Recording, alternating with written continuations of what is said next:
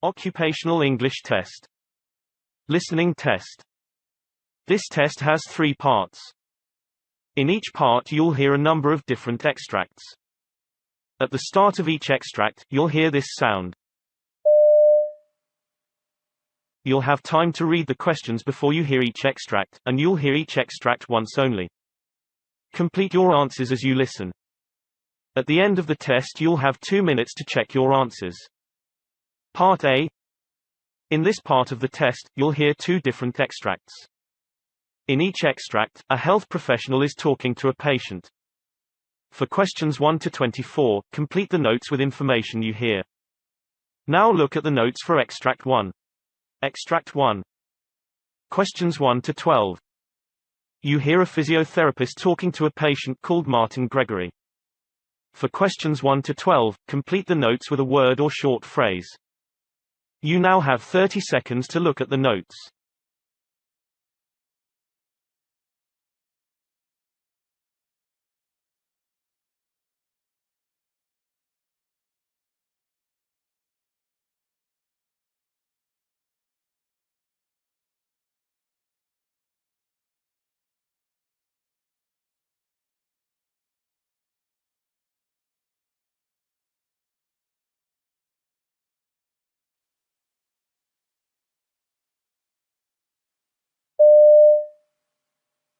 Mr. Martin, what brings you here today? Oh well, I had a reverse total shoulder arthroplasty surgery on my right shoulder 6 weeks ago, and I have a sling for the past 4 weeks.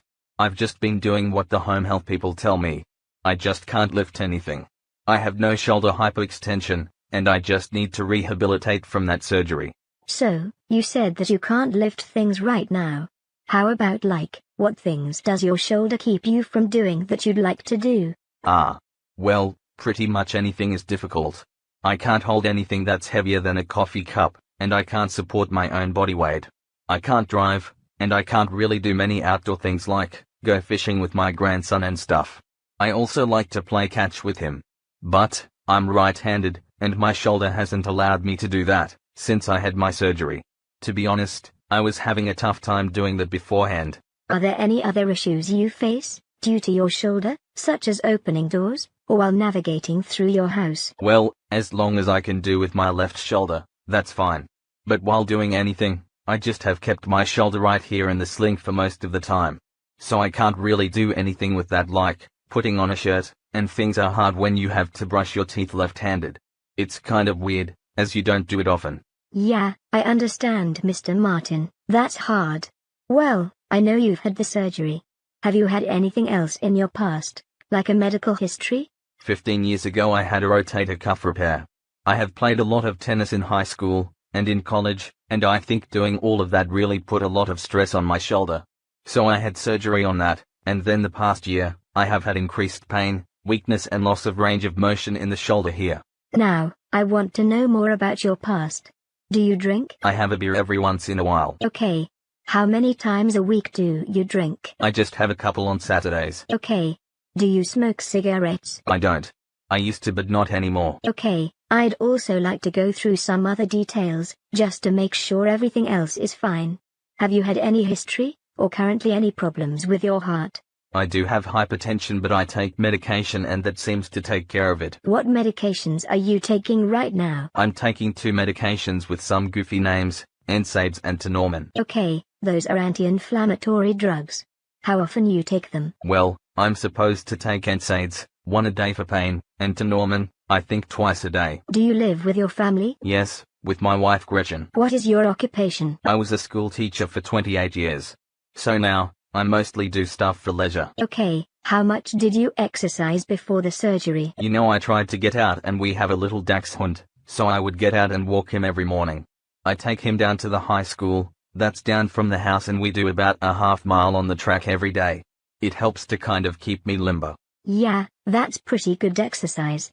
Now that you are moving a little bit, what do you think the pain is at right now, on a scale from 0 being no pain, 10 being the worst possible pain imaginable?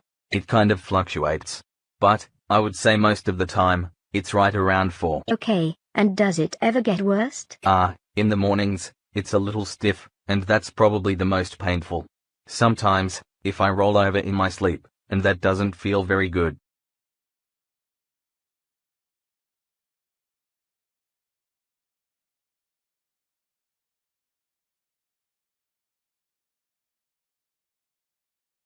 Extract 2. Questions 13 to 24. You hear a dietitian talking to a patient called Naomi Myers. For questions 13 to 24, complete the notes with a word or short phrase. You now have 30 seconds to look at the notes.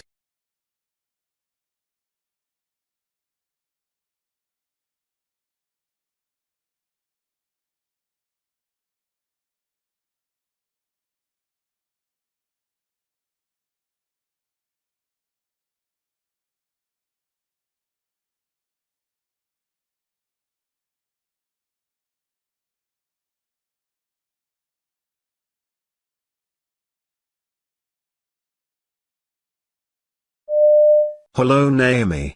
How are you today? I'm doing good. Thank you. How are you? I'm great. Thank you for asking. My name is Aaron Kaminsky.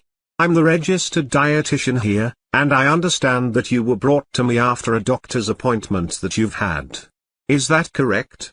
Yes, it is. All right. Do you mind explaining to me how that appointment got you here today? Yeah, sure.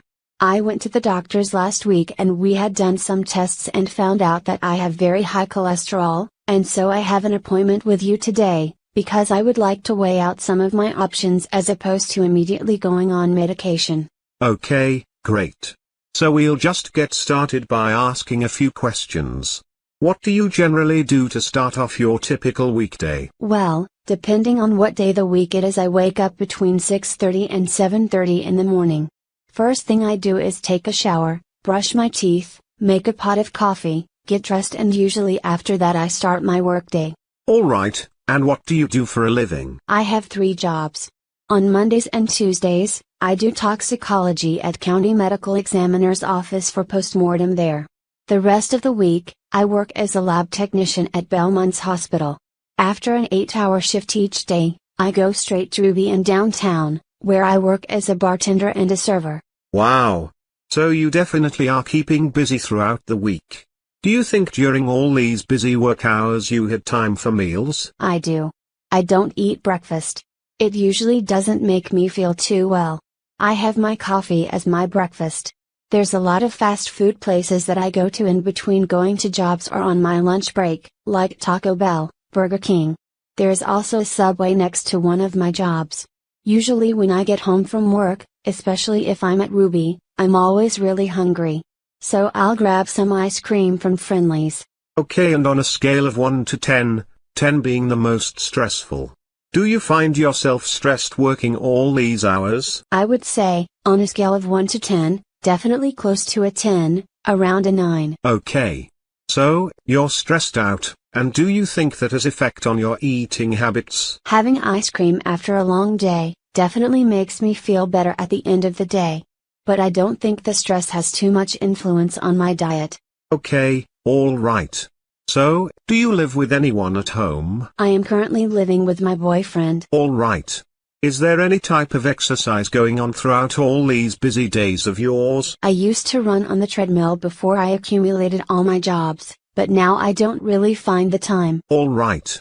Does anyone in your family have high cholesterol as well? My dad is on medication for high cholesterol, and a lot of his siblings have high cholesterol. So, it's kind of in the family? Oh yes.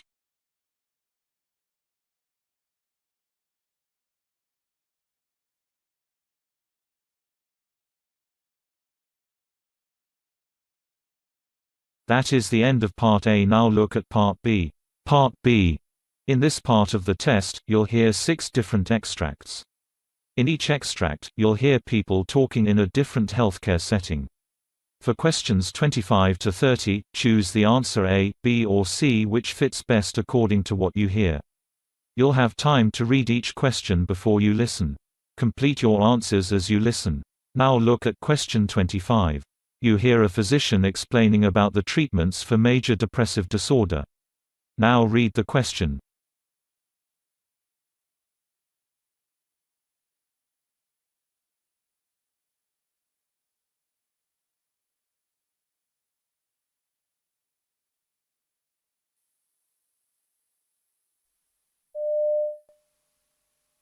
A major depressive disorder is one of the most severe, troublesome, and costly psychiatric diseases. Although there are pharmacological and non-pharmacological treatments, often antidepressants are used more frequently than psychological interventions due to inadequate resources. Our efforts are to promote the evidence-based prescription of these antidepressants in the future. Therefore, we are now focused to update and expand our previous efforts to compare and categorize antidepressants for treating a major depressive disorder. All antidepressants were more efficacious compared with placebos while treating the adults with a major depressive disorder. While the effect was lesser in the placebo-controlled patients, the variation in efficacy and acceptability was more in the patients treated with antidepressants. Therefore, these findings should promote the evidence-based prescription of antidepressants and apprise the physicians, patients, and policymakers on the merits of various antidepressants. One of the most crucial challenges worldwide is the routine prescription of antidepressants for the treatment of a major depressive disorder. Nevertheless, in the scientific literature, there are considerable ongoing debates about the effectiveness of antidepressants as well as the potential differences in tolerance and effectiveness due to individual drugs. With the introduction of new antidepressants into the market and the increasing numbers of trials published every year, we have realized the significance of systematic review and meta-analysis to synthesize the evidence in this crucial clinical issue.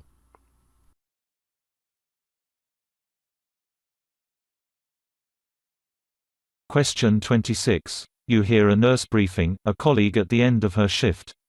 Now read the question.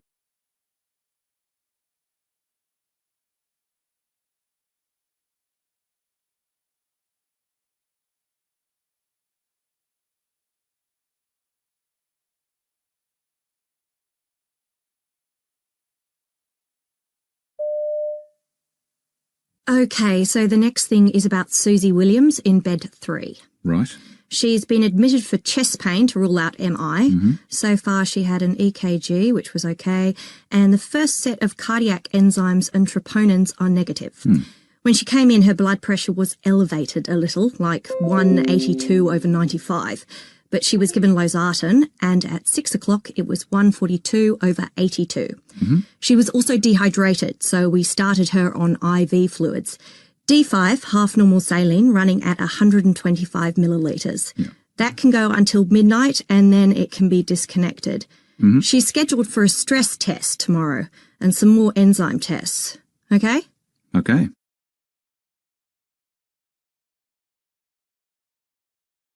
Question 27. You hear a dietitian talking to a patient. Now read the question.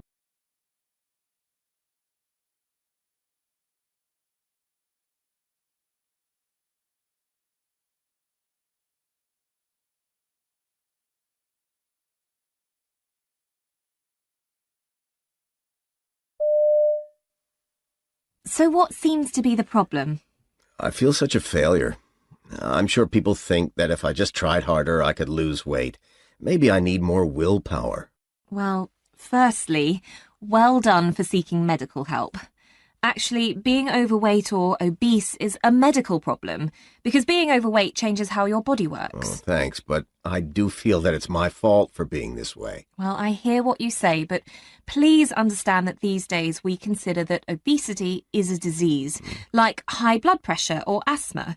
You see, the body's signals to the brain stop working correctly when you're overweight, and with time you feel less full, even if you eat the same amount. And when you cut calories, your body tries to use less energy to keep your weight the same.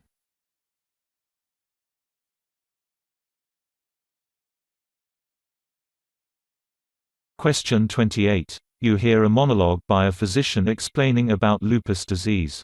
Now read the question.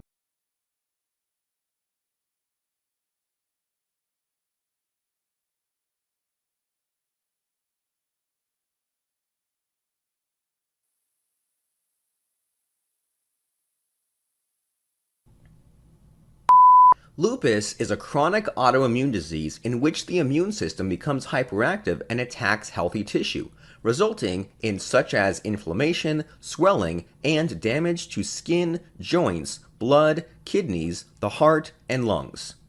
Normally, our immune system makes proteins called antibodies to protect and fight against antigens such as bacteria and viruses.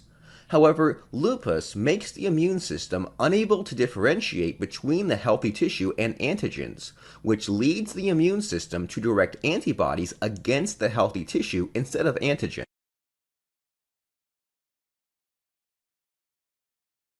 Question 29. You hear a consultant talking to a trainee about a patient's eye condition. Now read the question.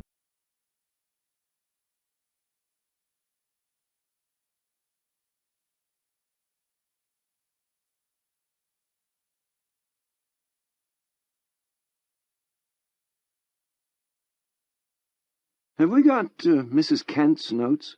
Yes, they're here. She's coming in today for possible laser surgery for her retinopathy, isn't she? Well, depending on results. And from the look of these pictures we took last time, there's been a slow improvement. So we'll talk to her, and perhaps hold off for the time being. Unless her condition's worsened, because it can in some cases. So what's the cause? Well, we know a leak of fluid behind the retina causes the distorted vision which sufferers get, but not why that occurs. There may be a link with stress, and also steroid use, but the jury's still out, I'm afraid.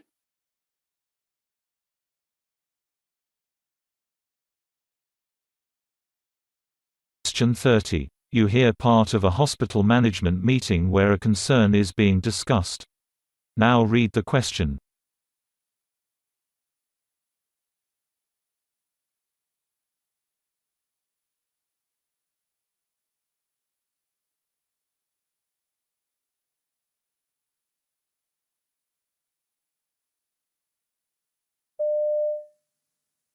Now I'll hand over to Jenny, who has a few words to say about staffing. Jenny? Thanks. Now, if we compare ourselves to other hospitals of the same size in other regions, we're actually recording lower rates of staff turnover. That's just as well, given the challenges filling vacant positions across the sector. Where we do compare unfavorably is in the number of days lost to sick leave. That's making it hard to maintain full cover on the wards, and we all know the costs of that. As a matter of urgency, then, HR are looking into the worst affected areas to understand the reasons behind it and to see if there's anything we can do to help and support the staff involved.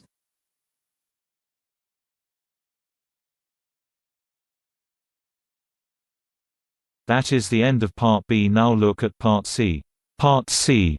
In this part of the test, you'll hear two different extracts. In each extract, you'll hear health professionals talking about aspects of their work. For questions 31 to 42, choose the answer A, B or C which fits best according to what you hear. Complete your answers as you listen. Now look at Extract 1. Extract 1. Questions 31 to 36. You hear a psychiatrist called Dr. Anthony Gibbons giving a presentation about the role of case stories in medicine. You now have 90 seconds to read questions 31 to 36.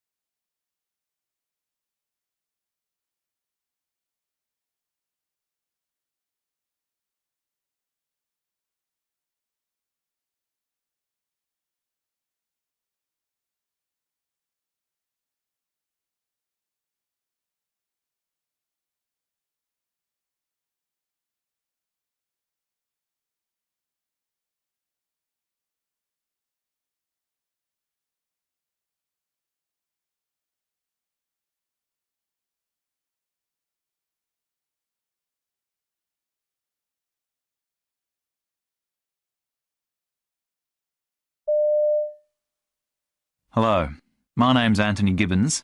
I'm a clinical psychiatrist and published author. I'd like to talk about something that's relevant to all medical professionals, the use of narratives in medicine. Let me begin with a case study sent to me by a colleague who shares my interest in the subject. The study featured a 30-year-old man who was hospitalized for severe panic attacks. He was treated with narcoanalysis, but feeling no relief, turned to alcohol and endured years of depression and social isolation. 4 decades later, he was back in the psychiatric system, but for the first time he was prescribed the antidepressant Zoloft. 6 weeks later, he was discharged because the panic attacks and depression had disappeared. He lived a full life until his death 19 years later. If the narrative was striking, it was even more so for its inclusion in a medical journal. Repeatedly, I've been surprised by the impact that even lightly sketched case histories can have on readers. In my first book, I wrote about personality and how it might change on medication. My second was concerned with theories of intimacy. Readers, however, often used the books for a different purpose, identifying depression. Regularly, I received and still receive phone calls, people saying, "My husband's just like X," one figure from a clinical example. Other readers wrote to say that they'd recognised themselves. Seeing that they weren't alone gave them hope. Encouragement is another benefit of case description, familiar to us in an age when everyone's writing their biography. But this isn't to say that stories are a panacea to issues inherent in treating patients, and there can be disadvantages. Consider my experience prescribing Prozac. When certain patients reported feeling better than well after receiving it, I presented these examples first in essays for psychiatrists and then in my book, where I surrounded the narrative material with accounts of research. In time, my loosely supported descriptions led others to do controlled trials that confirmed the phenomenon. But doctors hadn't waited for those controlled trials. In advance, the better-than-well hypothesis had served as a tentative fact. Treating depression, colleagues looked out for personality change, even aimed for it, even though this wasn't my intended outcome. This brings me to my next point. Often, the knowledge that informs clinical decisions emerges when you stand back from it, like an impressionist painting. What initially seems like randomly scattered information begins to come together, and what you see is the bigger picture. That's where the true worth of anecdote lies. Beyond its role as illustration, hypothesis builder, and low-level guidance for practice, storytelling can act as a modest counterbalance to a narrow focus on data. If we rely solely on evidence, we risk moving toward a monoculture, whereby patients and their afflictions become reduced to inanimate objects, a result I'd consider unfortunate, since there are many ways to influence people for the better. It's been my hope that, while we wait for conclusive science, stories will preserve diversity in our theories of mind. My recent reading of outcome trials of antidepressants has strengthened my suspicion that the line between research and storytelling can be fuzzy. In medicine, randomized trials are rarely large enough to provide guidance on their own. Statisticians amalgamate many studies through a technique called meta-analysis. The first step of the process, deciding which data to include, colours the findings. Effectively, the numbers are narrative. Put simply, evidence-based medicine is judgment-based medicine, in which randomized trials are carefully assessed and given their due. I don't think we need to be embarrassed about this. Our substantial formal findings require integration. The danger is in pretending otherwise. I've long felt isolated in embracing the use of narratives in medicine, which is why I warm to the likelihood of narratives being used to inform future medical judgments. It would be unfortunate if medicine moved fully to squeeze the art out of its science by marginalizing the narrative. Stories aren't just better at capturing the bigger picture, but the smaller picture too. I'm thinking of the article about the depressed man given the drug Zoloft. The degree of transformation in the patient was just as impressive as the length of observation. No formal research can offer a 40-year lead-in or a 19-year follow-up. Few studies report on both symptoms and social progress. Research reduces information about many people. Narratives retain the texture of life in all its forms. We need storytelling, which is why I'll keep harping on about it until the message gets through.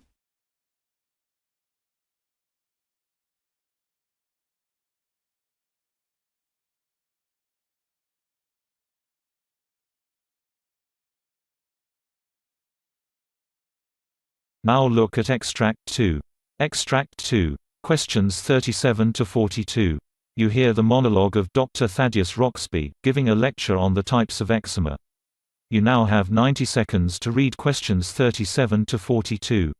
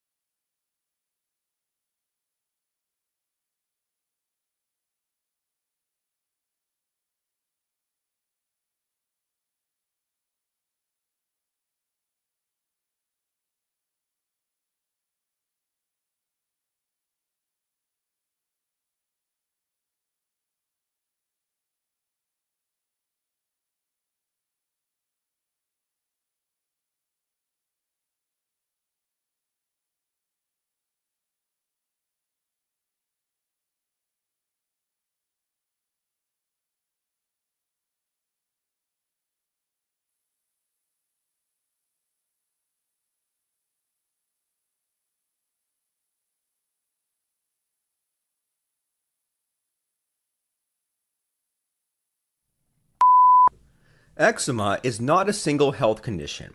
It is a recognizable reaction method seen in a number of skin diseases. Atopic dermatitis is a common cause of eczema that is more prevalent in the patients with asthma and hay fever. The signs and symptoms of eczema include tiny blisters or vesicles that can weep and ooze, eventually producing crusted, thickened plaques of skin. It is always quite itchy. It is significant to distinguish the different causes of eczema, as the effective treatments will also differ. Eczema starts as red, raised tiny blisters containing a clear fluid atop red, elevated plaques, and when these blisters break, the affected skin starts to weep and ooze. In chronic eczema, the blisters are less prominent and the skin is elevated, thickened, and scaling. There are about 11 distinct types of skin conditions that produce eczema. Atopic dermatitis tends to begin early in life with those with a predisposition to influent allergies, but it probably does not have an allergic basis. Characteristically, rashes occur on the cheeks, neck, elbow, and knee creases, and ankles. Irritant dermatitis occurs when the skin is repeatedly exposed to toxic substances or due to excessive washing. Allergic contact dermatitis occurs after repeated exposures to the same allergic substance. The immune recognition system becomes activated at the site of the next exposure and produces a dermatitis. Poison ivy allergy is a good example of allergic contact dermatitis.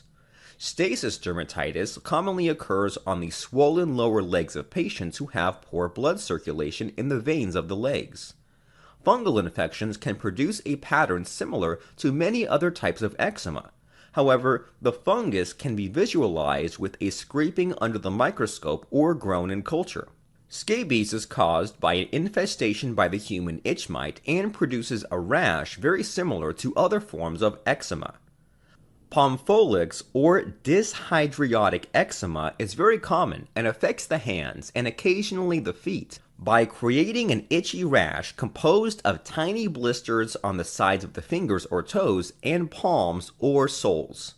Lichen simplex chronicus produces thickened plaques of skin commonly found on the shins and neck.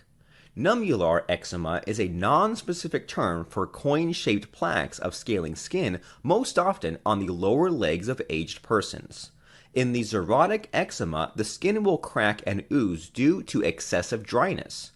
Seborrheic dermatitis produces a rash on the scalp, face, ears, and occasionally the mid-chest in adults. In infants, it produces a weepy, oozy rash behind the ears and are often quite extensive, involving the entire body.